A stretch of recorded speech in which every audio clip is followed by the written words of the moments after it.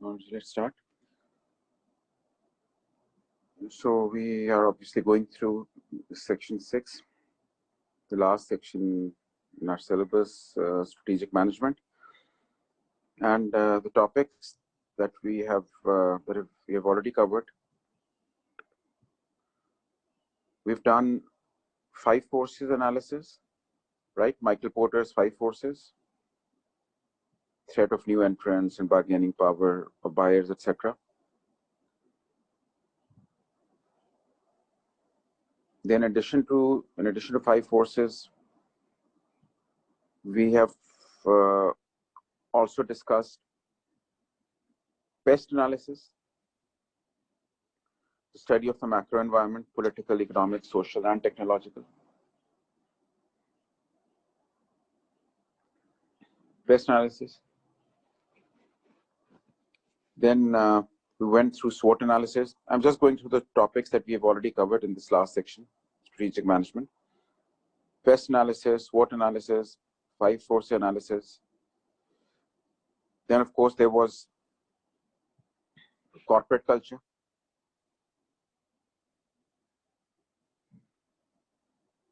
Corporate culture,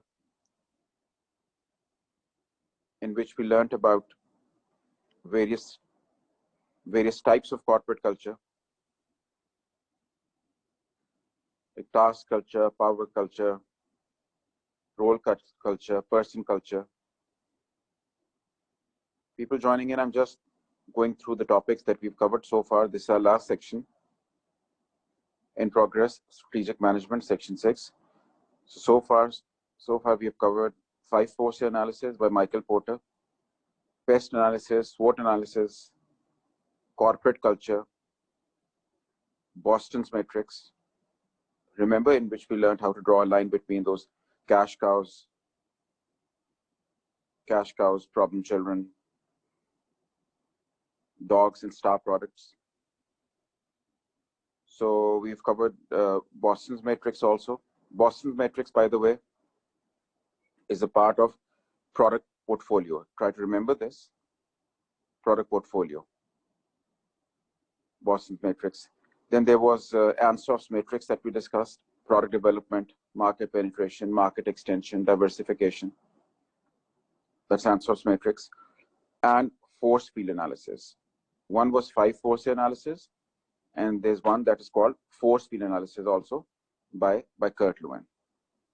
So in this last section, in strategic management, these are the topics that we've covered so far: 5 forces by Michael Porter, force field by Kurt Lewin, Boston's matrix, Ansof's matrix, pest analysis, SWOT analysis, corporate culture. And of course, we already have an idea that all these topics are relevant to strategy-based questions. Any question, usually these questions are found in paper 3, which is strategy-based, planning-based. It demands that all these pest, SWOT, 5 forces, force field, so on and so forth, Boston's matrix, Ansof's matrix, corporate culture, these are in one way or another relevant, right? So we'll continue with the discussion. The next topic for today in section 6, that is management of change. Management of change. That is the title of a new topic, management of change. And interestingly enough, this is also by Kurt Lewin.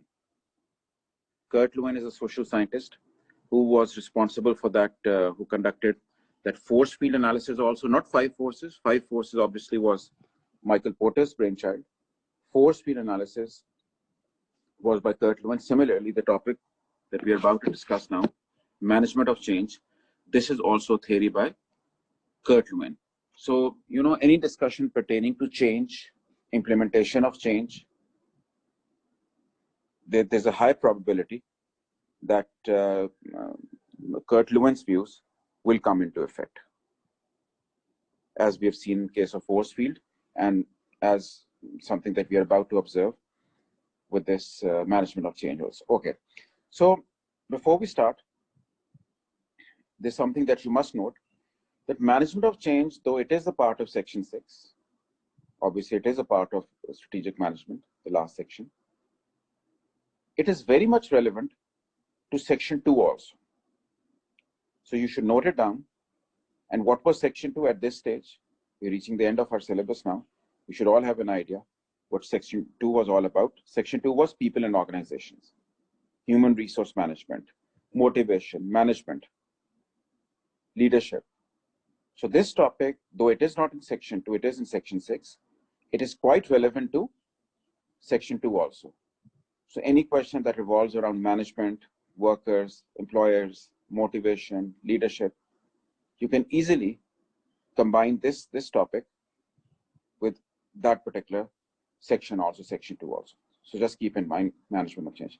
Okay, so Kurt Lewin says, the opening sentence, the introduction, according to Kurt Lewin, a typical worker always shows resistance to change, right? Kurt Lewin says that a typical worker shows resistance to change. In the opinion of Kurt Lewin, and this is basically what the entire theory management of change revolves around, Kurt Lewin says that a typical worker shows resistance to change, right?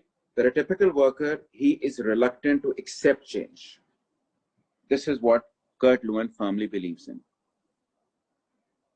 right?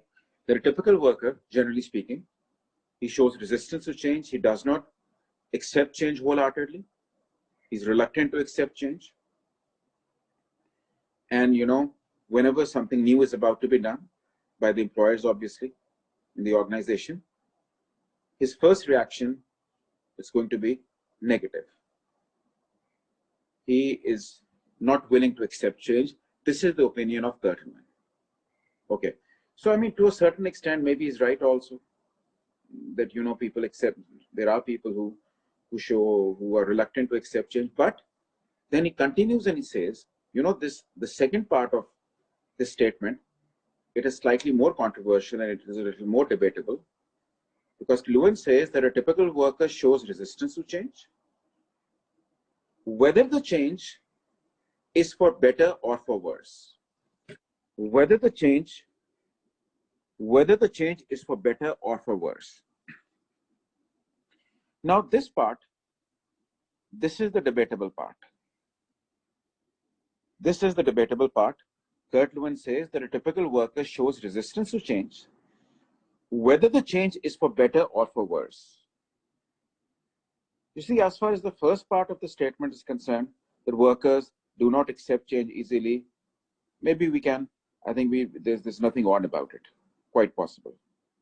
But the second part of the statement, that a typical worker shows resistance to change, whether it is for better or for worse, this is quite debatable. Because what he's saying is, what he's implying is, Kurt Lewin, that if it is an unfavorable change, then the worker shows resistance to it. So it makes perfect sense, obviously. If the change is unfavorable, then the reaction would be adverse. It would be negative. Makes good sense. But Kurt Lewin says that whether the change is for better or for worse, whether it's a favorable change or an unfavorable one, a typical worker is not going to accept it easily. Whether it's a favorable or an unfavorable, and the exact statement is the one that I mentioned in the beginning, that a typical worker shows resistance to change, whether it is for better or for worse. So this is obviously quite debatable, that if the change is not a good one and the worker shows resistance to it, it makes good sense, right? But if it's a favorable change, if it is something which is in the worker's interest, even then he's going to show resistance to it. Why would he do that? That is the debatable part. Okay. So that's the basic statement. This is the focal point. Now he continues, he proceeds, and he says, he gives us the reasons also. Now he identifies 3 reasons or 3 factors which are responsible for this behavior. He identifies 3 factors responsible for this behavior, which is shown by the workers, by the employees. The workers, They don't accept change wholeheartedly. They're reluctant to accept it. Here are the reasons. Let's see. Reason number one. The first reason is behind this behavior, this attitude. The first reason is that there is a trust deficit. There's a trust deficit between the employers and the employees, right? There's a trust deficit. I hope we all understand what it means. Deficit is a lack of trust, right? So the first reason that he gives, first factor which is responsible for this behavior, showing resistance to change, is that there is a trust deficit between the employers and the employees, between the managers and the managed, between the superiors and the subordinates. There's always a trust deficit. There's a lack of trust. And because of this gap, because of this lack of trust, workers do not accept change easily, even if it is in their best interest, right? Because they doubt the intentions of the employers. They doubt the intentions of the employers.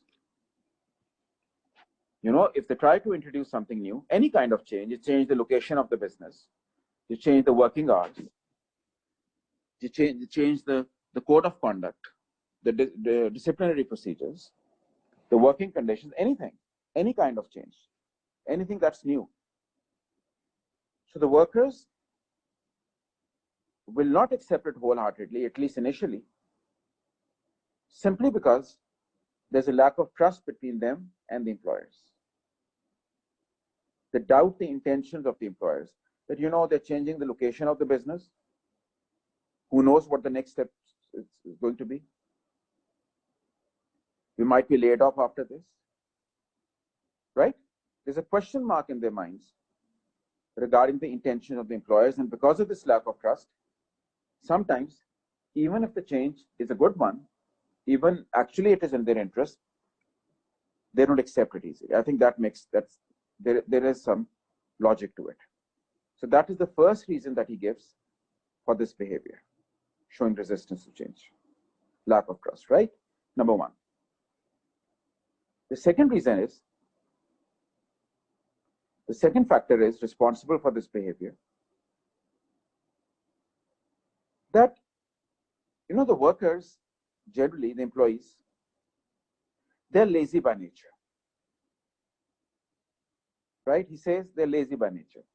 And I think this should ring a bell at this stage. Okay, we have covered almost the entire syllabus. Remember, there was another social scientist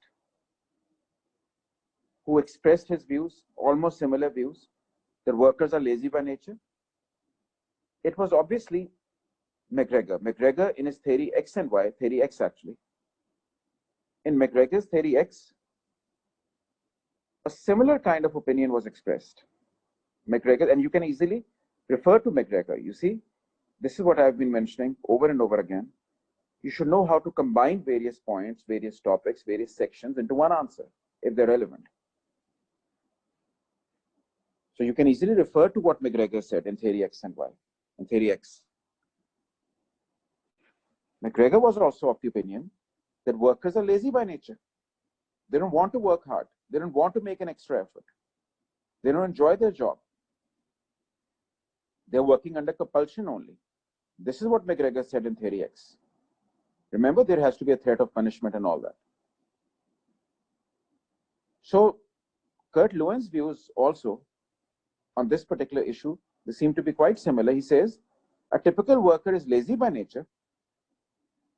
And because of this laziness, he does not want to accept change, because you see, when something new is introduced, you have to make adjustments. You have to make an effort. Maybe you have to learn new skills, right? You have to go out of the way. You have to make adjustments. You have to make effort, and additional amount of effort is needed, right? So because of this temperament, this laziness, And then, you get used to a certain kind of environment. Once you get used to a certain kind of environment, you don't want it to change. So that is why he says that there is, on part of the workers, there's a bit of laziness. And they don't want to, they get used to a certain kind of environment. And they don't want to make any kind of adjustments now. So because of this temperament, sometimes when something new is introduced, the first reaction is negative. I'll quote a simple example here. Let's suppose there's a business organization, a firm, they're using typewriters, right? They're using typewriters. So the management, they make an announcement that this point onwards, we plan to introduce new technology. So these typewriters are going to be replaced. We are going to substitute these typewriters by computers. Computers are going to replace these typewriters, right? So the managers, they make an announcement that computers will replace your typewriters. We want to introduce new technology. So obviously this is a positive change, right? New technology is being introduced. Technological advancement. This should be considered as a positive change. But there'll be many workers who would for sure resist this. Even though they know the typewriters are obsolete, even though they know that in the long run, the computer will prove to be more effective, more useful, but just because of the point that I just highlighted, they don't want to make an extra effort, or they get used to a certain environment, or there's something that we call fear of the unknown. They would say, that these typewriters, at least they are obsolete, but at least we know how to use a typewriter. And they're reluctant to accept this change. They don't know how to use a computer, maybe. And then, of course, there's a genuine reason also. Technological advancement all over the world, it has led to redundancies also. People are laid off also. Machinery, equipment, of course, that replaces workers also. So, because of this mindset, workers might show resistance to change. So this is the second reason which was pointed out by Kurt Lewin for resistance to change. One was lack of trust, and the other one, that they don't want to make adjustments, they're lazy by nature. And you must quote this example, that this conveys the viewpoint quite effectively. Typewriters and computers. Right? Then in the same context, Kurt Lewin, he points out, he gives another reason also for this behavior. And the other reason is that there is a lack of understanding also. There's a lack of understanding on part of the workers, again, which is responsible for this behavior. That workers, they sometimes fail to understand the need for that change. They fail to understand the need for the change. They can't find any justification there. That why are we changing the location of the business? Why are the working hours being modified? Why this new code of discipline? Any kind of change? Why is this new technology being introduced? So sometimes this lack of understanding also contributes towards this behavior. It also contributes towards this resistance to change. That they fail to understand, they feel that the current situation is good enough. They're happy with the prevailing set of conditions, and they fail to understand the reason for that change. And actually, in this case, the fault, I think, is with the managers. It was their responsibility to make him understand, to justify that change, explain the reason to the workers. And when there's a communication gap between the managers and the employees, then such problems, they're bound to bound to arise. Right? So what have we learned so far? That Lewin says in management of change theory that workers, they show resistance to change, they're reluctant to accept change, whether it is for better or for worse. Then he underlines three major factors responsible for this behavior. A, there's a trust deficit, a lack of trust between the employers and the employees, because of which they don't accept change. Two, the workers, because they're lazy and they don't want to make an extra effort, and they get used to a certain kind of environment and they don't want the environment to be modified. That's the second reason. And number three is the lack of understanding. If a worker does not understand the reason for that change, the justification, then he would obviously not accept it wholeheartedly. So these are reasons. So the next step is the solution, right? He gives the reasons, he shares his observation with us, and then he suggests a solution to this problem also, right? How to overcome this problem. Which problem? Resistance to change. You see, that is why I was saying that this is quite relevant to section 2. Because there's so many questions based on section 2 that pertain to workers and motivation and resistance and managers. So these points then they can prove to be quite handy if you're attempting a question based on management. Okay, now here's the solution in the words of the gentleman, the social scientist, Kurt Lewin. So he says, if the management, if they want to overcome this problem, they need to adopt the following measures. If they want to overcome resistance to change, they need to adopt the following measures. They need to take the following 3 concrete steps if they want to see an improvement here. Otherwise, this can prove to be a serious issue. So here are the steps involved in the solution. Step 1. He uses the term unfreezing here. And you will obviously use the exact terminology, unfreezing, U-N-F-R-E-E-Z-I-N-G, unfreezing. So he says, Kurt Lewin says, that the first step, if you want to resolve this crisis, is unfreezing. Unfreezing means that the managers, they should discuss the proposed change. They must discuss the proposed change. I'm not saying implemented change, before it is implemented. So unfreezing means that the managers, they need to discuss the proposed change when it is still in the pipeline, when it is still under consideration. They must discuss the proposed change with the workforce, and they must involve them in the decision-making process. They need to involve the workers in the decision-making process. The workers have to be on board. We have to take them on board before the change is implemented. That will sort a lot of problems out. This will actually simplify things for both the management and the workers, right? Discuss it with the workers, disclose it to the workers tactfully, justify the change. I was just mentioning that since the workers feel that they can't find any justification to it, the reason is missing, share that reason with the workers.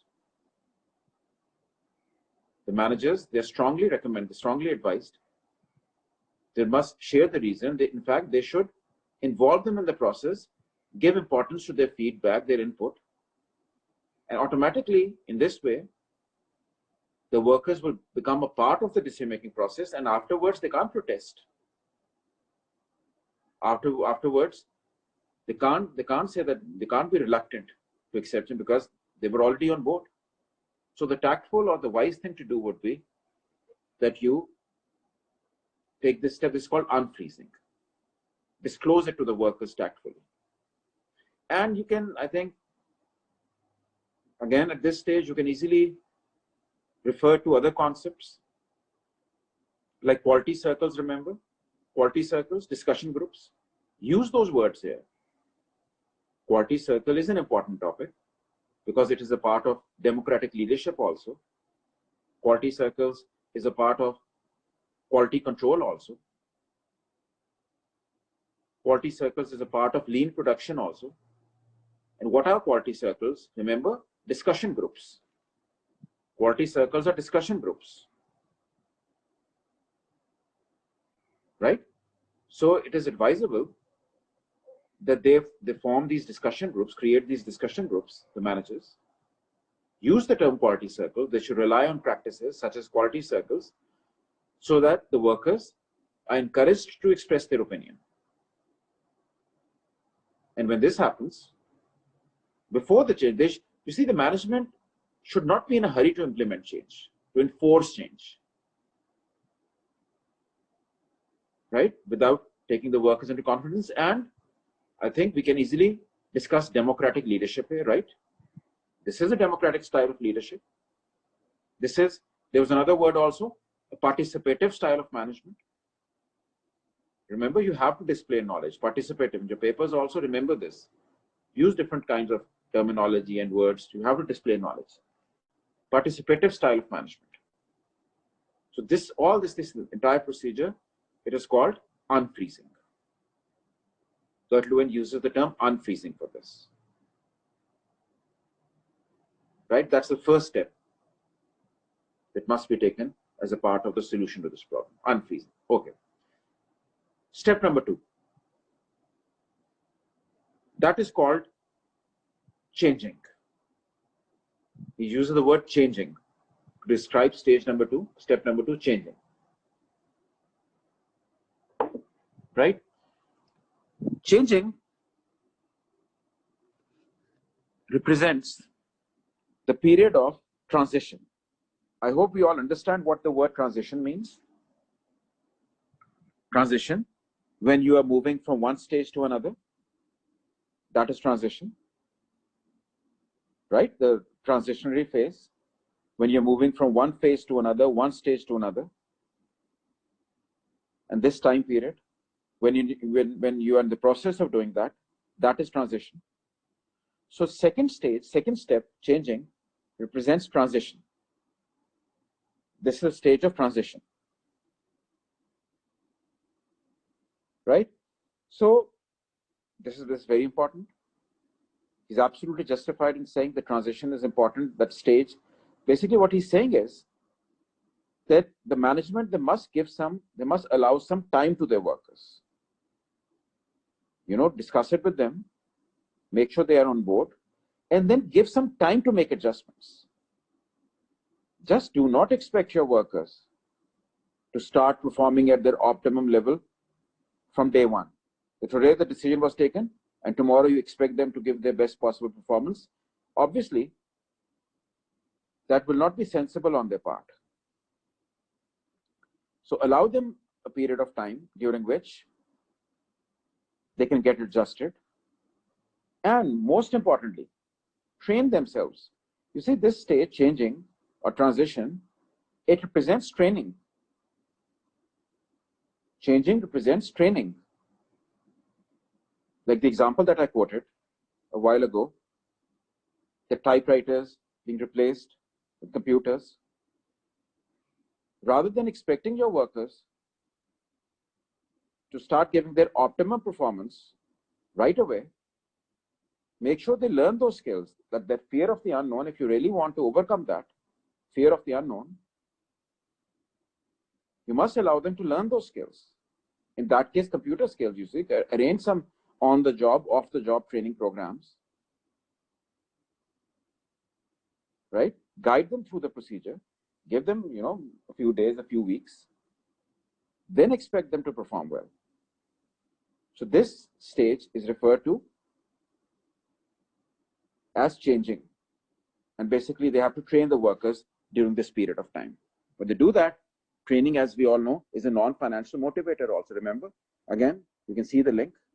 Training is a non-financial motivator.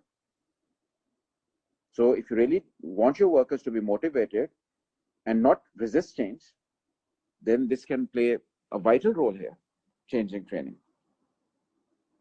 Right? That's step number 2. Step number 3,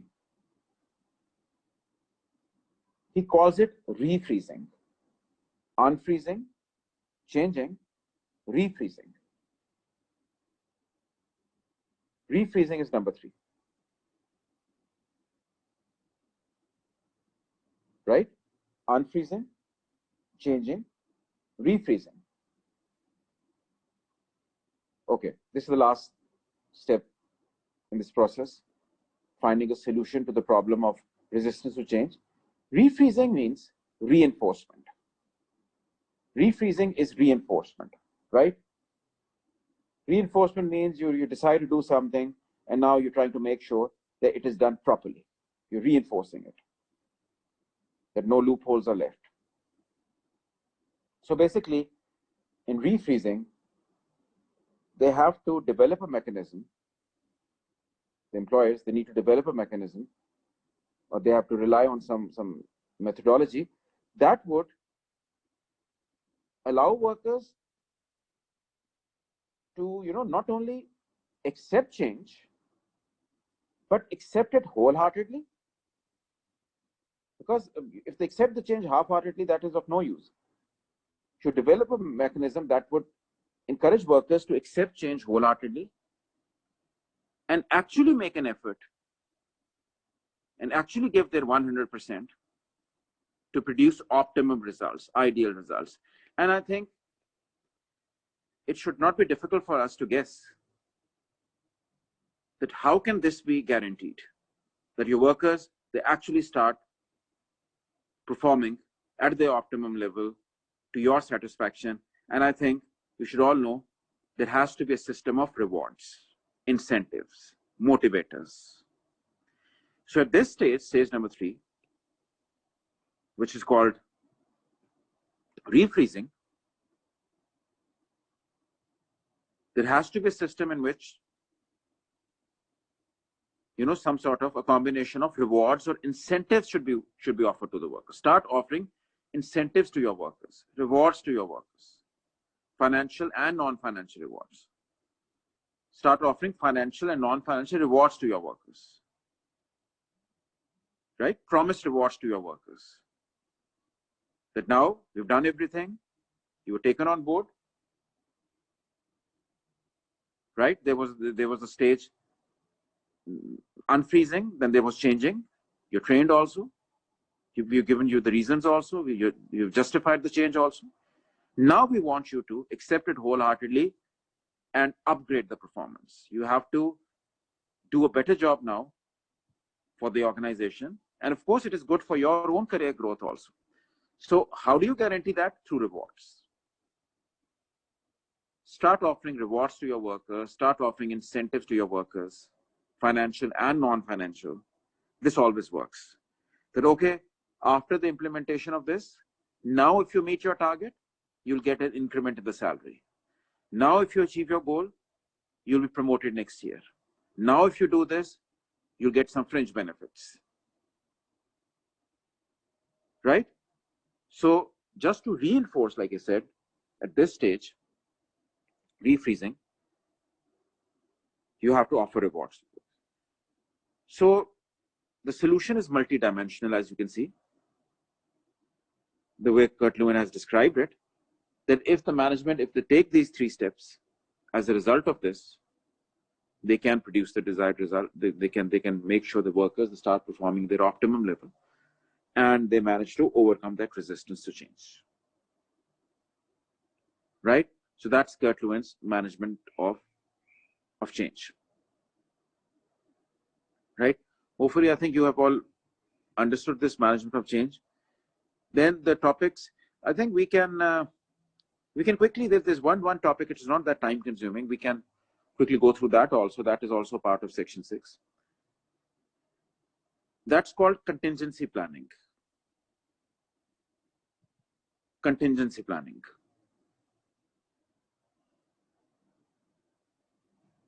Right? This is also part of section 6. And just note something down. Contingency planning. CONTINGENCY. Contingency planning. CONTINGENCY. Contingency planning. So just remember, because all these topics In section 6, they're relevant to, of course, strategic management, strategy development, and there will always be a question. In fact, there will always be 2 questions in paper 3 on strategy. So when you are winding up the essay on strategy development, in the concluding paragraph, remember, in the concluding paragraph, you will write a few lines on contingency planning. Just note it down somewhere. This will be the conclusion to your answer on strategy development. So that is, in a way, the significance of this topic. Okay. So what is contingency planning?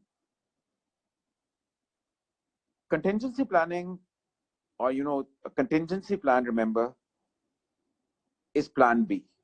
In informal ways, in informal terms, a contingency plan is plan B, right? In informal terminology, our plan B is our contingency plan. So if you want to define it properly, plan B, an alternate plan, a backup plan. A backup plan is a contingency plan. So basically, this is a plan, an alternate plan, you can say. This is an alternate plan which is supposed to be followed in case the original plan fails. This is the alternate plan which is supposed to be followed in case the original plan fails. The alternate plan to be followed in case the original plan fails, that's called a contingency plan. So, if your original plan fails and you reach a dead end and you feel, that it is a crisis, so a backup plan should be ready. That if plan A fails, quickly we will switch to plan B. So that's your contingency plan. That is what I was saying in the concluding paragraph. You should mention this, that if the original plan fails, we'll switch to this.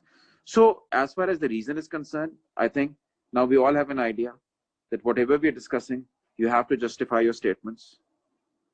You have to give reasons. You have to find the answer to why. Always find the answer. Just make sure that whenever you attempt a question, keep finding the answer to the question why. You have to develop this habit. So why do we need a contingency plan? To reduce the risk factor. Simple. To reduce the risk factor, obviously. To reduce the element of risk. It's, if the original plan fails, you have something to fall back upon. So simply for reducing the risk factor. Okay. So as per curriculum, as per syllabus, the requirement is that you are supposed to quote 3 examples from 3 different departments in a business, right? Quote 3 examples representing 3 departments and showing that this is the contingency plan being followed by the production department, by the HR department, by the finance department, by the marketing department, by the R&D department, any 3 departments. You just have to quote basically 1 example each. That this is the contingency plan for production, for instance, or this is what the HR department does as a contingency plan, right? This is all you need to do. So I'll give you 2, 3, 4 examples. One department could be the finance department. Every department has a contingency plan, but the first department, the first example that I think you should quote is the finance department. So you should know that the finance department usually, especially in large companies, it maintains a contingency fund. The finance department maintains a contingency fund.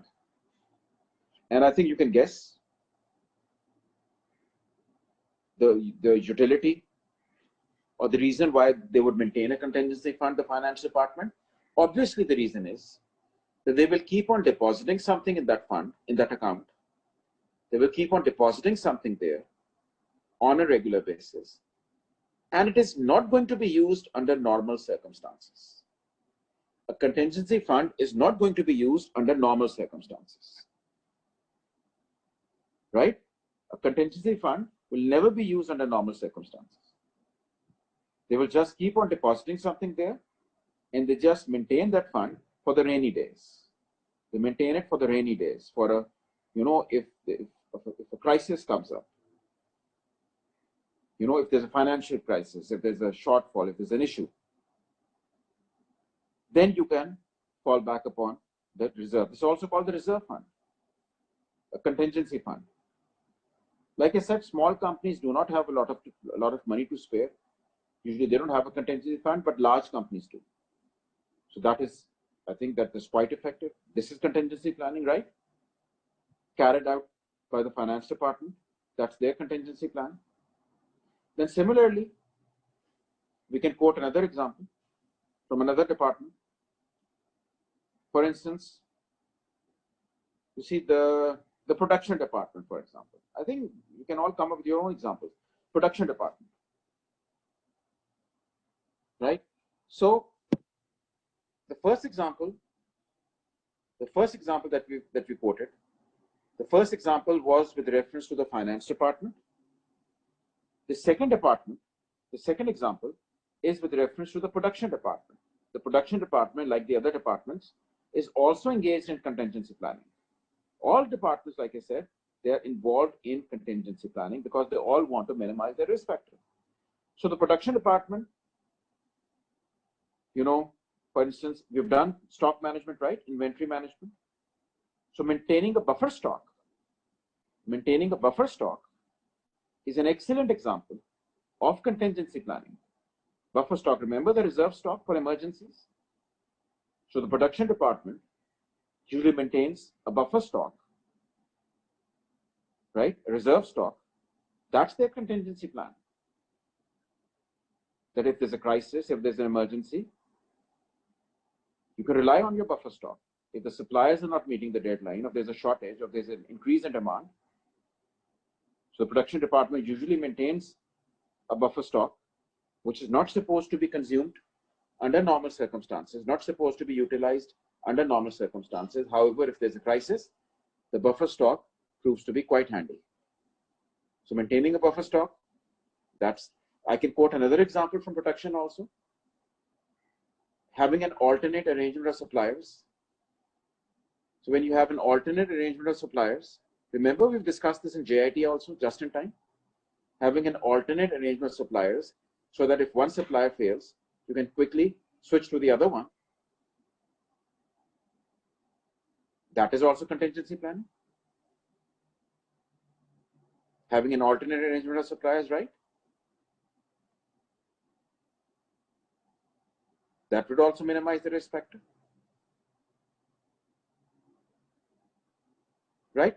And then one last example could be, I think we can, any HR, okay, the HR department, the personnel management, the personnel department, human resource department, they are also involved in this contingency planning.